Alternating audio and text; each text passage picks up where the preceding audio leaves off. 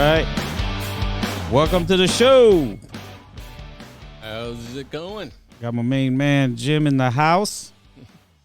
Hey, we're talking about self-esteem today. I need a little bit of that chair. There we go. Putting your best foot forward and so on and so forth. Right. Tell you what, though, I am definitely no expert on any of this. I did stay at a Motel 6 Express last night. No, just kidding. But yeah. Well, when this conversation started, when I walked in, we were talking about someone that we mutually know, and we were talking about intelligence. And I expressed to you that for some reason, when I hear people point out intelligence, it turns something in my stomach. I don't think it's low self-esteem. I was just thinking about it. I think what it is I see the full potential in all of humans. And so I feel like when we single out one person, but then again, that's probably... But you said it was coming across as a compliment. They were complimenting you, saying, "Oh, this guy is genius. This guy is smart." Yeah, I don't like to be perceeved as a genius. For some reason, I get weird when someone says, "Hey, you're a genius." You were cringing, and you said your gut was tightening up, and you felt like you were unworthy or undeserving of that. Is that the case? No, I don't think it's unworthy. I think I feel like I don't want. So you're okay being called a genius? I mean, you're no. I still get weirded out by it, but I don't. I guess yeah. Maybe it's because I'm constantly in a state mentally knowing that I'm constantly a work in progress, and because I know that, I don't want to hold a title that I am this because I know that I'm not. Meaning that I know that I'm constantly evolving every second of the day that I'm living. If that makes any sense, I hope that's encapsulates what. Well, kind of. I mean, but it does. I think it comes across again. It's like you don't know how to take a compliment. Somebody's giving you praise, adulations or whatever. Right. Saying you're good at something. This guy is great at this stuff, and in my mind he feels like a genius. I mean, maybe that's a little, pouring it on. Right. But right. Some people are that way. I mean, right. some people like to pour it on really thick. They just blow smoke up everybody's ass. Which has a good intention. The intention is to uplift the person. Yeah. And I am definitely all about uplifting humanity. I am. Yeah. All together. I think everybody's worthy to accomplish great things. Everybody has the capability to accomplish great things. And yeah, your mic's a little totter thing. You got it? There we go. Should I bring it a little closer? Yeah. Or I don't think you can. Yeah, I think you have to go closer. Yeah. Somehow. That might work. There we go. I was saying every person has the gift of God. God created us all. I think, that our ability to accomplish anything that we put our mind to is, there's thousands of examples. I mean, you look at your people that have made it to the Olympics. You look at tycoons of business and stuff. Nobody gets lucky. Nobody gets right. It takes a lot of hard accident. work and passion and tenacity. Yeah, and it's a mindset. No matter what you do, whether you apply yourself to colleges or you just apply yourself to books, to learn a field, to just absorb yourself in something. I mean, we were talking about my grandson and how good he's doing at such a young age. Correct. But it's been his passion. I mean, just like he mentioned the other day, I think I see a theme coming on here. Yeah. He said just by growing up, his name was Ben. He thought of a famous person, Ben Franklin, and Ben Franklin was an inventor. And he goes, "Oh, yeah, that's great. I want to live up to that name and become an inventor." This is my dad. He applied himself that way, and look at what he's doing. I mean, he's creating his own inventions. He's applying himself. His wealth of knowledge and technology. And can I get a water? I'm sorry. Yeah. Let me grab you one. I was gonna say that when you said that, you reminded me of something my father said when I was a kid, and I was asking him about names because when I went to school, kids would make fun of my name because it's Mahesh, and they would throw it all the different ways on my last name too, Chocolingo. And so I went home. It was like I was probably 9 years old, and I was railing on him about why'd you pick such a stupid name, and all that stuff. And he let me let it out. And then when I was done, he gave me the whole sticks and stones speech. And then he also went into saying that your name determines like the type of person you're going to become. So that's why it was really important. I named you all that's how I chose your names, was based on great people or great, Right. So it's kind of what you're saying. It's like your name sort of could inspire, or I guess send someone on a path to, Yeah. it can. We're not saying it does. We're just saying it can. And it's a choice to go down that path. Correct. Because, Correct.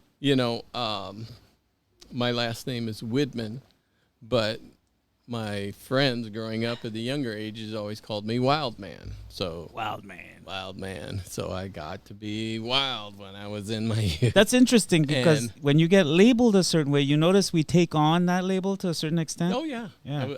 I ran with it for a while. Yeah. I was quite the wild man for a long time, but eventually, your wild days have got to slow down, and you got to look back and say, hey, what have I accomplished? A lot of wild things, but nothing substantial. Yeah. But I think that's built into our life in some way, that we have to experience that in some level as we're growing up, because that's kind of what fine tunes you and kind of points you in the direction. Like we were talking the other day about relationships and failures and not getting into relationships when you're young. And I was feeling very upset with myself because I was feeling like, man, I wasted all this time. But in actuality, I didn't, because it actually taught me a lot of things that I wanted and what I didn't want, and that I need to mature more, and that I need to become more responsible, and that I need to focus on myself more. Like, all these thoughts were spawned out of those relationships. And it gives you the ability to share that wealth of knowledge with younger acolytes that are following up in your footsteps, and correct. Maybe if it's family members or close friends or right. the younger generation that's actually willing to listen. Unlike myself, I listened to a lot of things that my parents taught me, that my elders taught me, that I learned in school. I may not have heeded all of it at once, but it's funny how some of those lessons that you learned come back and you start to realize, hey.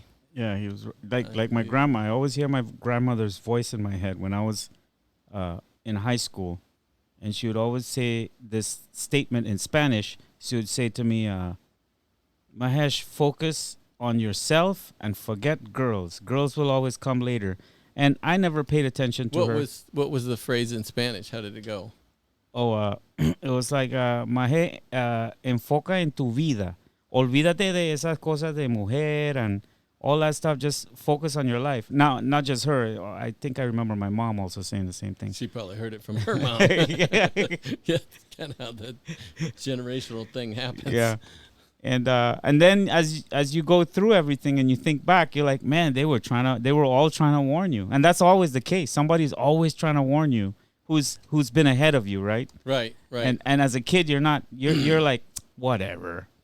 Typical response. Yeah. You don't even pay attention until after it's too late. Yeah.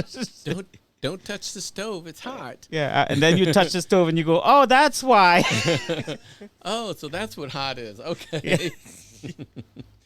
Yeah, those lessons. Unfortunately, some people need that, like myself. There's some personalities that have to go through it. And then there are others that, like our mutual friend we know, he just observes and implements. Yes. I mean, but to be honest, he's got prime examples to watch and he's very, very observant. He's seen, good behavior and bad behavior in his own family, and he chooses to follow the good behavior. It's like, oh, I see the results they have, It's tricky. That's a tricky one. And I'll tell you why. Because some people could see the good behavior and bad behavior, but it's like a record. They're stuck in this rut where they can't break out of it because maybe they don't know how to, or the right circumstance didn't inject or didn't happen to them to push them in another direction? I think it's kind of along the younger generational thinking. We always think it's not going to happen to us. I mean, just my wife is in a very prominent business that has to do with women's self-protection, and she talks to women all the time, and they're always saying, "Oh, that's never going to happen to me. That's never going to happen to me. I'm not going to get attacked. I'm not going to have this happen to." But that's what everybody thinks until it happens to them. Okay. So that's the point I was trying to make about life. And we haven't had these things happen to us yet. Right. So we don't think that we think we're above or we're different. I'm not the same as them. I'm not gonna follow into that. That's my pet peeve. You just pointed it out. My pet peeve is I never want to feel I'm better than somebody. Not better. I mean, not the same. I know. I was trying to tie it back to how we started this conversation, but I never. Okay, maybe I've just had too many bad experiences, like growing up, like within my family, and watching cousins and uncles and aunts always trying to one up each other, and always trying to act as if, well, because they have this degree, they're better than you. And they were always snooty and sticking your nose up, and people even stopped talking to each other over stuff like this. Yeah. So I've had that experience as a child. You should do it like me. I'm doing it. Look at me. Look how successful I am. So you should do it the same way I did it. Right. But it didn't seem healthy to me. That's why I always pulled away from that, thinking of feeling that I'm better in some way. Well, I think we all have our own path. Okay. You know, I think our path is completely different. My path is completely different than your path. Yeah. You know, but I'm willing to share some of the things that help me get to where I'm going on my path. Oh no, and I like a lot of your perspectives, actually, because you're adding the other half of, well, you may not know this, but a huge portion of why my life went in another direction, if I didn't meet certain people, I don't think I would have come to this point. You were one of the major influences in my life when I was in Fairfield. It was you, Donald, and this other guy named Carlos, and all three of you had a very similar coming at me from angles that really took my brain and propelled it 180 in another direction, because I was really struggling with depression and all these things that I didn't understand what it was, like family trauma and all these things. I had no concept of what I was I just thought it was just life, and life sucked. You took a lot of it on your own shoulders. I mean, you would take all of the family drama, all of this. I mean, you being the oldest child in the family, part of that is natural. Right, sure. You take on, I got to be the leader. I got to do this. I got to do this. I got to raise myself to another level. That's true. That is there. I think you just you touched a very, very soft nerve. That's right. Yeah, that is true. I never noticed that. My oldest sister took on that role, and I got to see that. I was a middle child. Me and my other sister were both middle childs. Then there was my younger brother and my older sister. And being in the middle, you feel like it's I get away with stuff zone.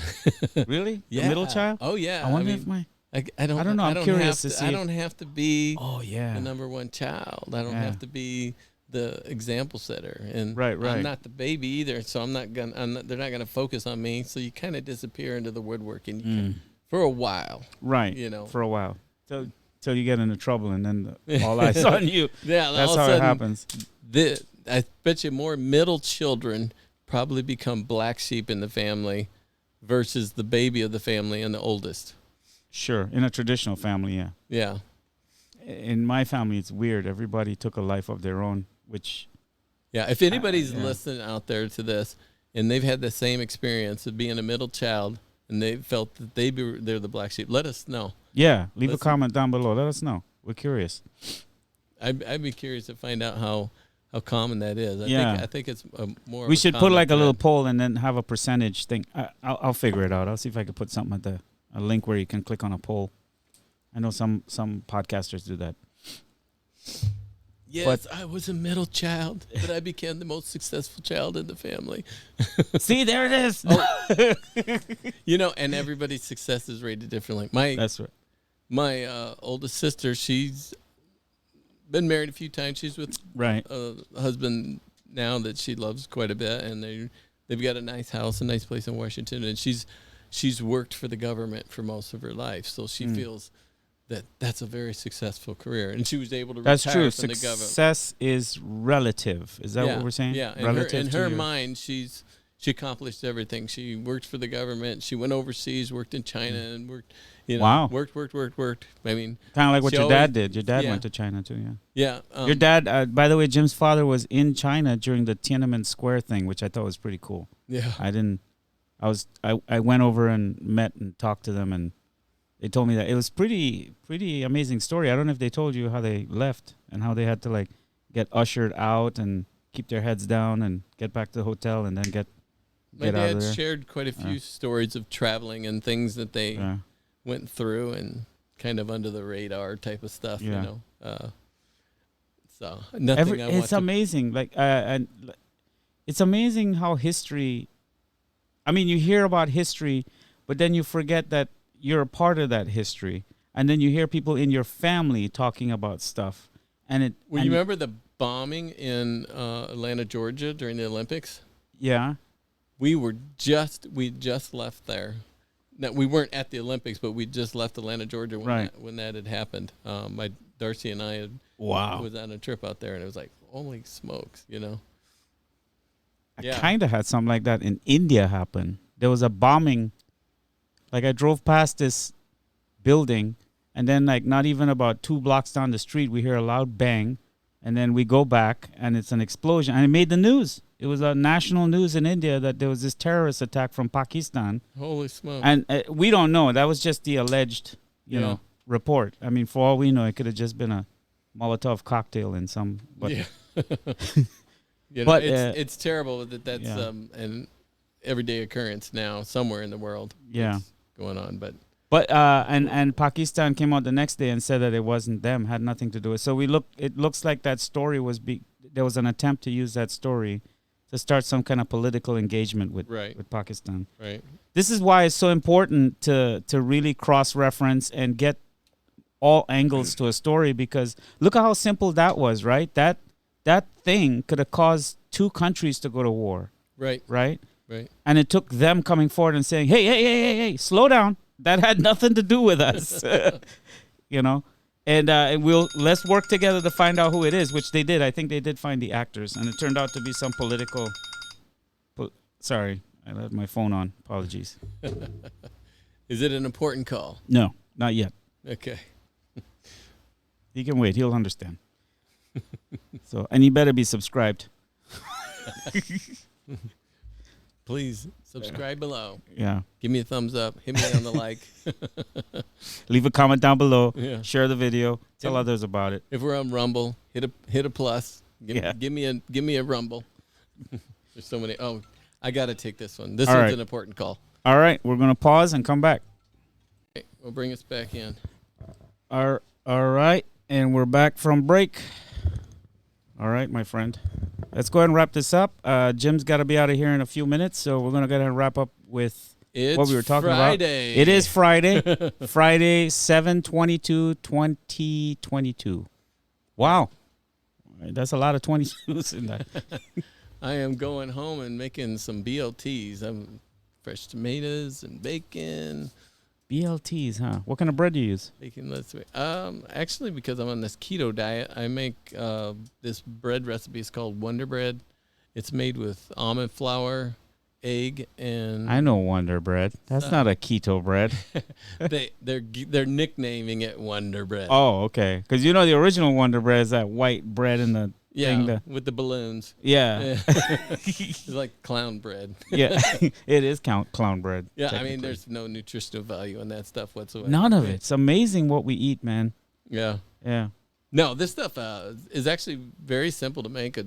Some egg and almond flour, and then you can use an almond mayo or a olive oil mayo, or you can even use sour cream. I like to do it with sour cream. Okay, so I think on the next podcast we should probably get into the diets, what you're doing, and kind of like how you got into it and whatnot. Yeah, I've been on this wheat belly diet. Is what it's called, but it's really keto, kind of almost keto on steroids. No grains, no wheats, no rice, no breads. Yeah, that's tough. My whole house is breads and rice and grains.